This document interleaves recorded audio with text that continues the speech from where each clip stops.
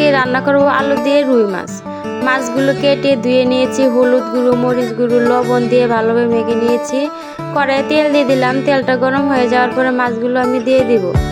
মাছগুলো দিয়ে আমি লাল লাল করে ভেজে নেব, উল্টে পাল্টে ভেজে নিয়ে নামিয়ে নিচ্ছি।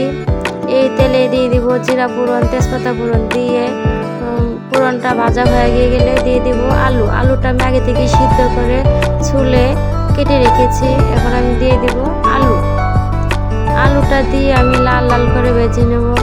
দিয়ে আমি এদিকে মশলা রেডি করে নিচ্ছি। মশলা দিয়েছি লবণ, হলুদ গুঁড়ো, মরিচ গুঁড়ো, আদা বাটা, জিরা বাটা, কাঁচা লঙ্কা বাটা, ধনিয়া গুঁড়া দিয়ে একটু জল দিয়ে মিশিয়ে নিব।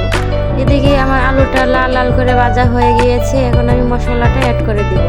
মশলাটা দিয়ে আমি একটু জল দিয়ে দিব, দিয়ে আমি ভালোভাবে কষিয়ে নেব। আমার কষানো হয়ে গিয়েছে, এখন পরিমাণ মতন জল দিয়ে দিলাম। কিছুক্ষণ রান্না করে নিব।